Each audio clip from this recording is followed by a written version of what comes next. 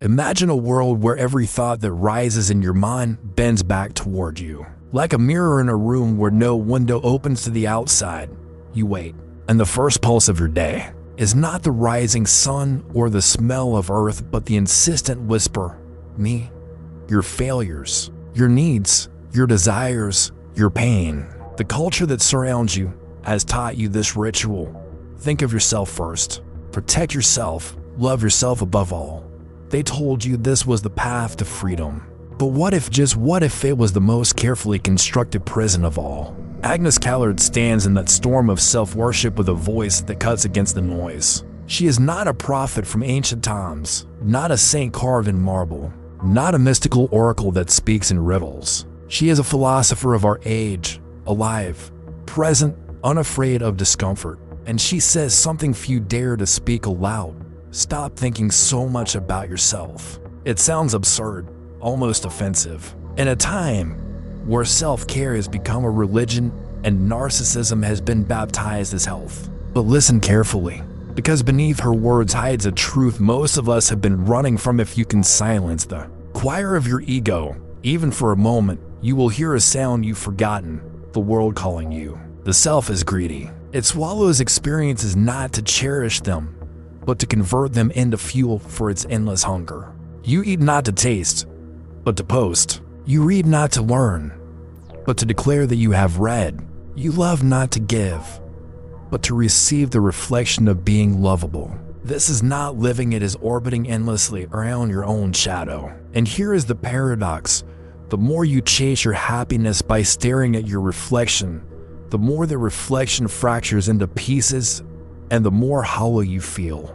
Agnes Callard reveals what you secretly knew all along. Your obsession with yourself is slowly killing you. But what does it mean, really, to think less about yourself? It does not mean self-hatred.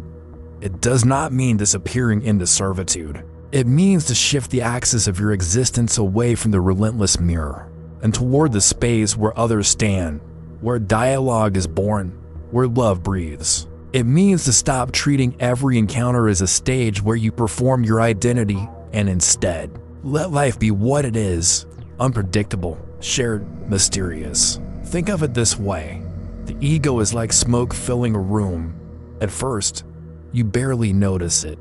It seems harmless, but slowly it thickens, it chokes, it blinds. Soon you cannot see anything beyond yourself.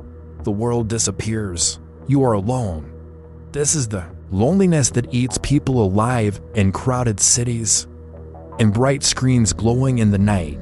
You are surrounded by millions, yet you live as if encased in a coffin built of your own image. Agnes Callard tells us, open the window, let the smoke out, breathe. Step into the world without rehearsing how it reflects back on you. Dare to listen without preparing your reply. Dare to walk without wondering who is watching. Dare to live without asking whether life approves of you. And here comes the revelation. The less you think about yourself, the more alive you become. Because life was never meant to be devoured by one creature, it was always meant to overflow, to spill, to connect. And silence, when you finally stop rehearsing your self-image, something strange happens. You hear others, not their filtered words, not the surface of their roles, but their raw existence, trembling like your own. You hear the cry behind the laughter, the longing behind the silence, the pain hidden beneath the strength. You enter the mystery of the other, and for the first time in years, you are not alone. Yet, this is frightening, because the ego has been your shield. It has told you, protect yourself, defend yourself, make sure you are noticed, make sure you are remembered. Without it, you feel naked, vulnerable. But ask yourself, has your obsession with you ever truly protected you? Or has it only made you more fragile, more anxious, more desperate for validation? The truth, dark, sharp, undeniable, is that your ego was never a shield. It was a cage. Imagine you are in a room of mirrors. Everywhere you turn, you see your face, your body, your smile, your flaws, your performance. At first it feels comforting. You are everywhere. But soon, you realize you are nowhere. You try to find the exit, but all you see is you. Agnes Callard is the voice outside the glass, whispering, "Break the mirror, shatter it. Do not fear the shards, because only when the mirrors fall can you see the door." And here is where the abyss opens. Because when the mirrors shatter, when the ego dissolves, you confront the question you have been postponing all your life. If I am not the center, then who am I? The answer is terrifying, but also liberating. You are not the center. You are not the axis. You are a fragment of something larger, a single thread in the dark fabric of existence. And when you stop clutching at your reflection, you may finally glimpse the vastness you belong to. You are not a god in your own temple. You are dust, breath, light flickering in the storm, and yet, in that smallness, you are infinite. The ego will resist. It will scream. It will tell you that without it, you are nothing. But here is the revelation. It is the ego that is nothing. It is the endless hunger that never fills, the mask that hides a face, the smoke that blinds your eyes. To think less about yourself is not to diminish life, it is to allow life to return to you. So here is the question that remains. Are you brave enough to break the mirrors? Are you willing to die to yourself so that you may finally live? Agnes Callard asks us not for agreement, not for applause, but for courage. Because only the courageous can walk away from the prison of the self and step into the uncharted world beyond. And now, as the shadows deepen, as the words echo, you must decide. Will you continue orbiting endlessly around yourself? Or will you walk into the silence where the ego fades and something greater than you begins? You think you know yourself. You think the story you tell about who you are, your memories, your achievements, your wounds is solid, like a stone wall you can lean on. But what if this story is nothing more than a fragile construction, built brick by the ego, designed not to reveal truth but to protect you from it? Agnes Callard suggests something radical. When you stop obsessing over yourself, the wall begins to crumble. And when it does, what you find is not destruction, but a door. Consider how much energy you pour into maintaining this wall. Every social interaction. You are polishing bricks. How do I look? Did I say the right thing? Did they like me? Do they respect me? At night, when silence falls, you replay conversations like a judge reviewing evidence. You condemn yourself or acquit yourself, but always the trial continues. You never leave the courtroom. The ego is the prosecutor, the defense attorney, and the judge all at once. And you are the prisoner, waiting for a freedom that never comes. But here is the revelation. The trial is imaginary. The courtroom exists only in your head. No one is watching you with the intensity you imagine. The universe is not orbiting around your flaws. The chains are made of smoke, yet you tighten them every day because you believe the ego's voice. Think more about yourself. Fix yourself. Protect yourself. Agnes Callard's challenge is a knife that slices this illusion. What if you stopped playing the trial altogether? What if you walked out of the courtroom, left the judge talking to himself, and stepped into the raw, unfiltered experience of life? To do this, you must face the monster that lives in silence, the fear of irrelevance. Because the ego whispers, if you stop thinking about yourself, you will disappear. No one will care. No one will remember you. You will be nothing. But what is more terrifying, disappearing into the vastness of existence, or suffocating forever inside the tiny cell of your own reflection? Think of the ocean. Stand on its shore. Its waves roar. Its horizon stretches beyond sight. In front of that immensity, your ego trembles. It wants to assert, I matter. I am here. Notice me. But the ocean does not notice. It does not bend to your name. It swallows it, dissolves it in the salt and foam, and in the dissolution, if you are brave, you feel something extraordinary. Peace. Because the truth is, you were never meant to be the ocean.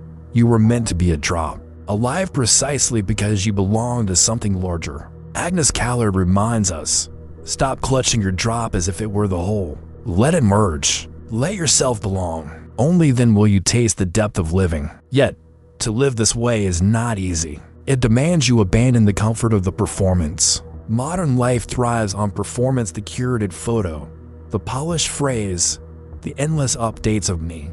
Social media is not a tool. It is a cathedral, and its God is the ego. Every post is a prayer, every like is communion, every comment a confession.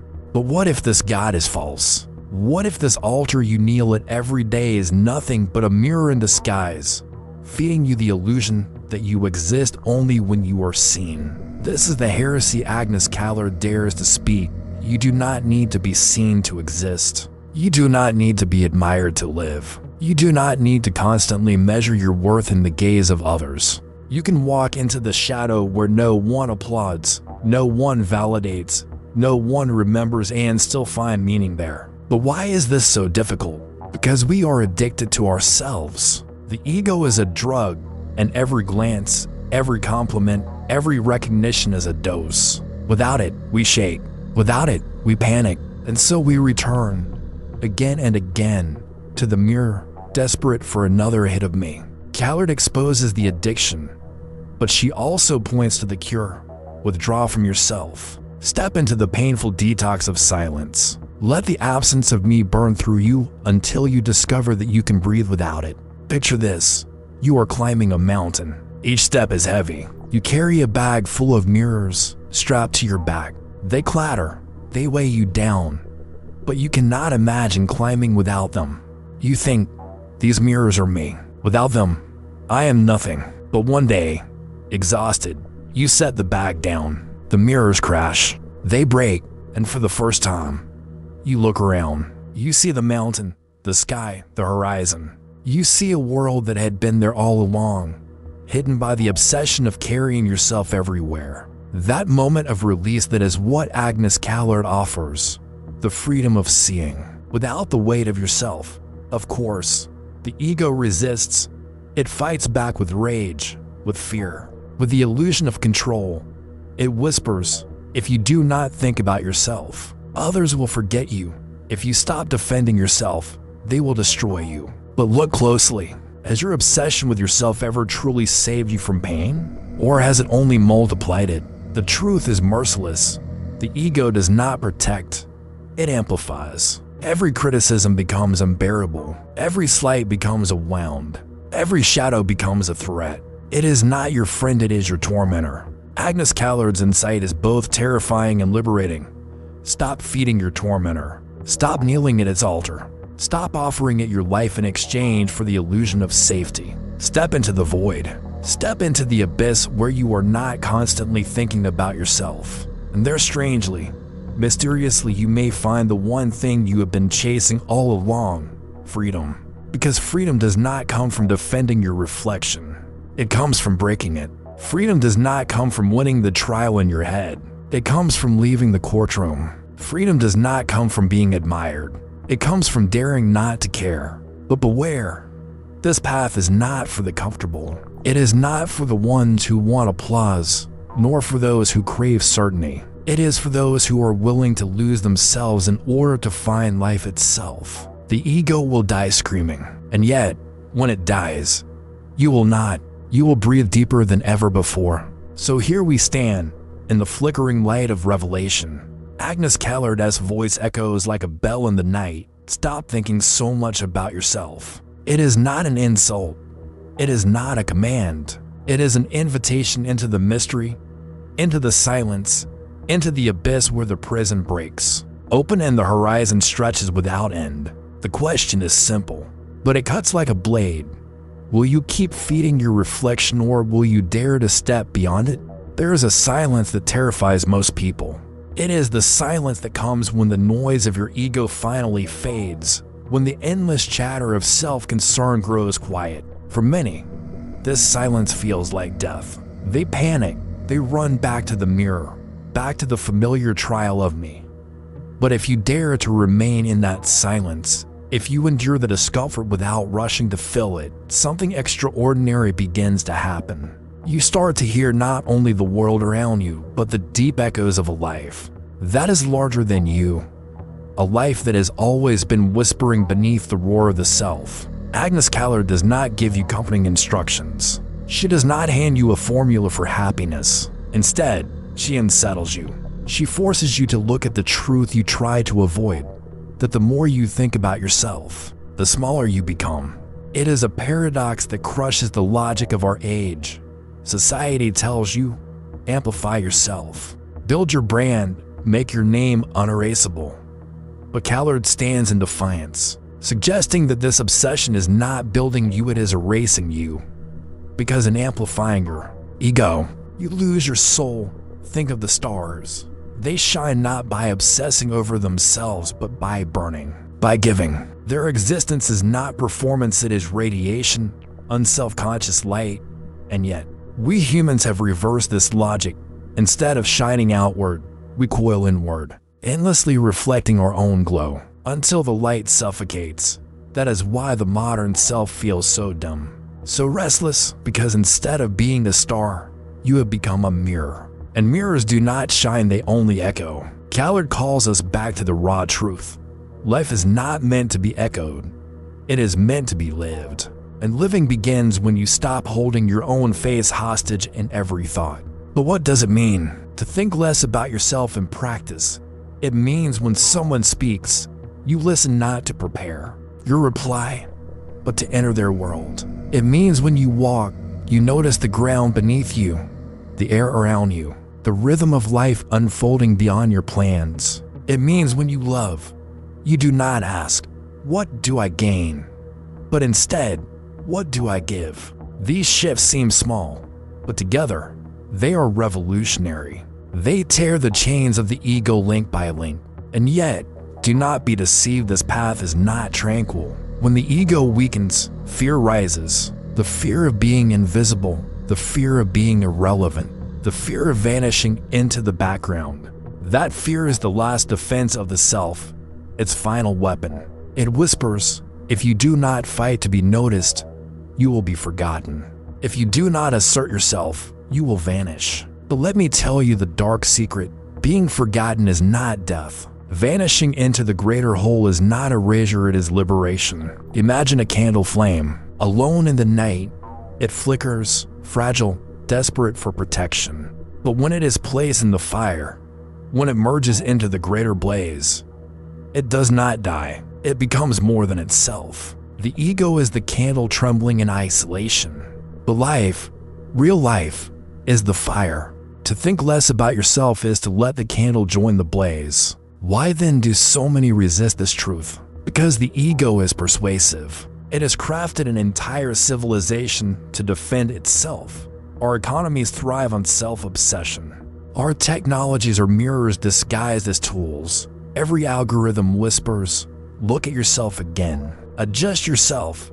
Compare yourself. Sell yourself. You are trapped in a hall of mirrors constructed, not by chance, but by design. Because your obsession with you is profitable, entire empires feed on your addiction to yourself. And yet, Agnes Callard insists, step out. Even if the world calls you irrelevant, even if you are mocked as naive, even if you feel the tremor of loneliness as you step away from the carnival of self-display, step out. Because what waits outside is not nothingness, it is reality. And reality is raw, frightening, but beautiful. It is the voice of another human speaking without performance. It is the sight of a sky that does not care whether you watch it or not, and yet it burns with beauty. It is the moment of love that is not calculated, not transactional, not a reflection, but a surrender.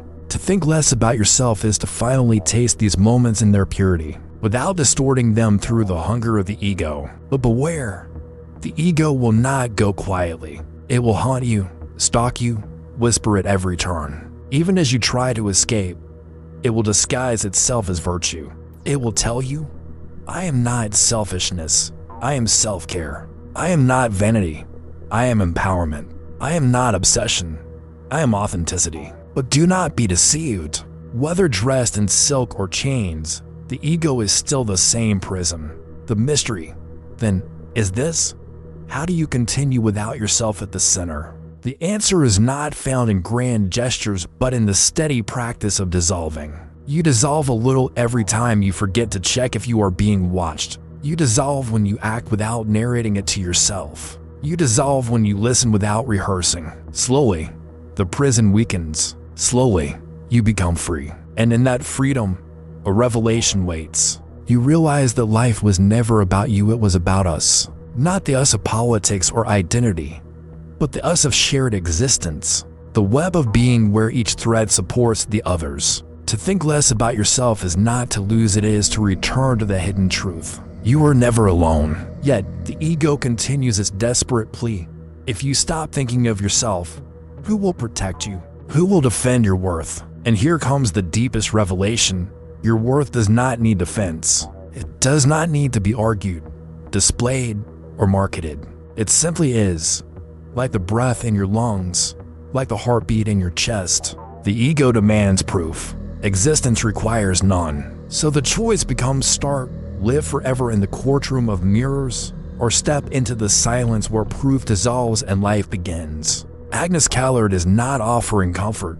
She is handing you a blade. With it, you must cut the chains of self-obsession, knowing it will hurt, knowing you will bleed, but also knowing that beyond the wound lies the only freedom worth having. Now the question burns more sharply. When will you finally stop orbiting yourself? When will you dare to look outward, to dissolve the smoke, to shatter the mirrors? When will you let go of the trial that has kept you captive for so long? The abyss awaits, the silence waits, and if you are brave enough to enter, you will discover the truth that terrifies and saves at once. You were never meant to think so much about yourself. You were meant to live. There is a second kind of silence most people never meet. The first silence is empty. The panic of no applause, no mirrors, no confirmation. But if you endure the first silence long enough, if you stand in the dark without running back to the trial in your head, another silence arrives. It is not mute. It hums. It vibrates underneath everything like a low note you only hear when you stop making noise. In that second silence, the world becomes legible. Not because it spells your name, but because it finally stops pretending to be your stage. Things return to what they are. The tree stands. The wind moves. The stranger in front of you is no longer an audience or a threat or a ladder, he is a life. And you realize something almost scandalous in our age. Life is more beautiful when it is not about you. Agnes Callard does not promise you comfort. She does not hand you a soft slogan to soothe your anxiety. She is not a brand. She is a reminder, a hard, cold bell ringing in the mind that philosophy begins when the self loosens its grip. It is not that you disappear. It is that the ghost you were feeding is no longer in charge. The will that was clinging to itself uncurls. The hand opens, the gaze widens, and with that widening comes a price. You can no longer hide behind performance. You must meet reality as it is. This is where the revelations start to stack like stones. First revelation: almost all your suffering was multiplied by the echo of me. Pain is real, but the ego turns it into a script. It replays scenes, hunts for villains, edits memories until they prove its favorite thesis. I am always at the center, always wronged, or always special.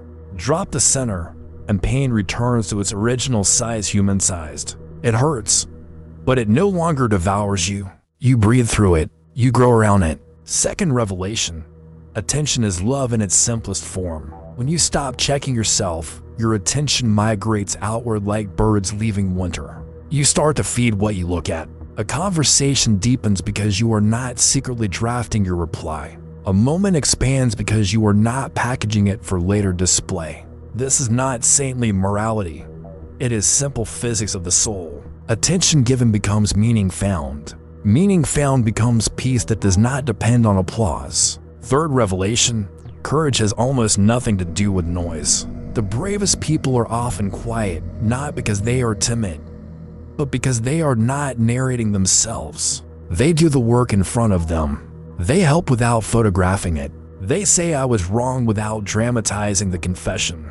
They move through the world like a steady flame that does not shout. The ego calls this invisibility. Reality calls it strength. You might ask, but won't people use me if I stop defending my image? Sometimes, yes, the world has teeth. Thinking less about yourself is not an invitation to abuse. It is a refusal to let fear of judgment run your life. Boundaries remain. No is still a word. Discipline still exists, only now. Boundaries are not theater. They are clear lines drawn for the sake of what matters, not for the performance of being strong. You might ask, if I let go of my image, what guides me? This is the fourth revelation.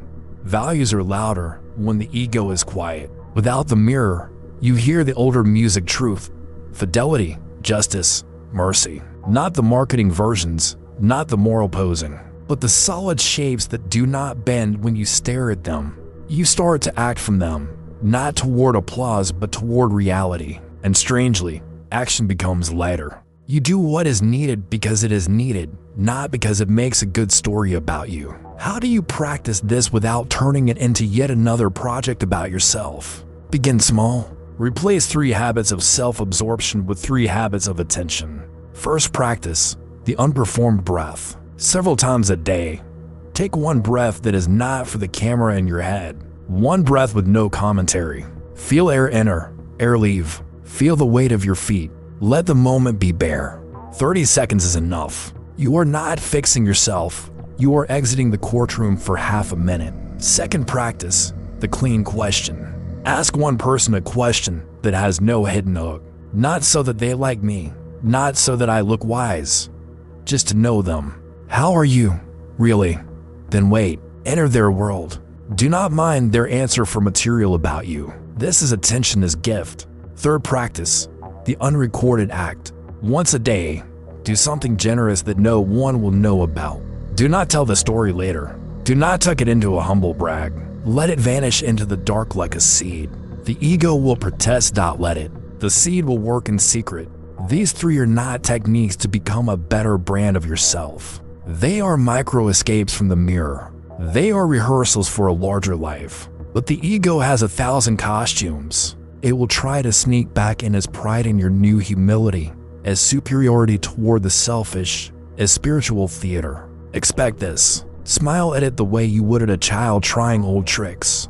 Then return to the work, breath, question, hidden act. Return as many times as needed. Freedom is repetition in the right direction. Let us talk about failure. You will catch yourself performing again. You will notice the old cravings burning in your chest, the need to be seen, to be praised, to win the invisible competition that no one else is playing. Do not make a drama of this. Dramas belong to the ego. Just begin again. Freedom is not a single glorious moment. It is a habit of beginning again without self-hatred. And what about ambition? Must you abandon it? Not at all. You do not have to become small to escape the prison of the self. Great work can be done without the constant narration of "look at me." The difference is this: ego ambition burns people as fuel. Real ambition burns itself as light. One consumes, the other illuminates. One collapses when praise disappears. The other keeps going in the dark.